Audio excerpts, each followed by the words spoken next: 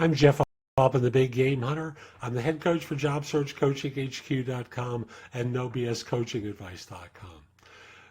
The question for today is, and I typed it incorrectly for Facebook, what does it mean when a recruiter asks if you're available for a call to give you feedback?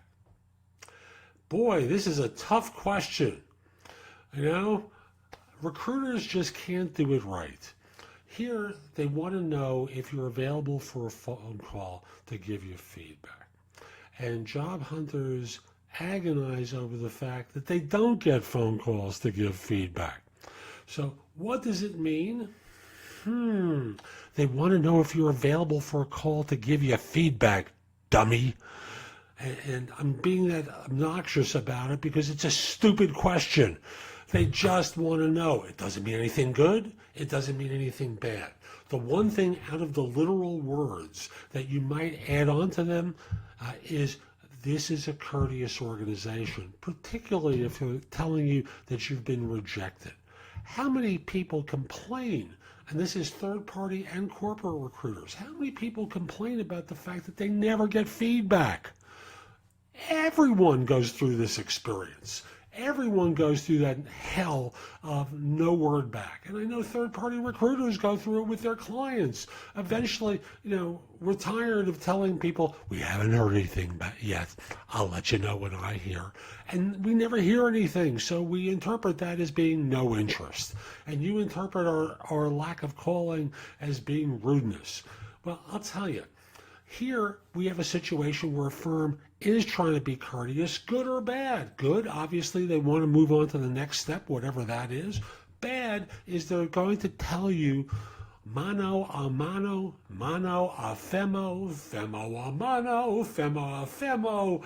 Whatever it is, they're going to tell you what their decision is. And maybe you can elicit a why. Please don't argue if they tell you why. You might ask some follow-up questions. If you're talking to a recruiter, they don't really know more than what they're prepared to tell you. And if they do, this is what they believe they're sanctioned to say, or else they have aggravation or they give their hiring manager aggravation. If they do that, they get in trouble. So think back during the interview if you get a rejection and see if what your experience is correlates with what you're being told, if this is a rejection.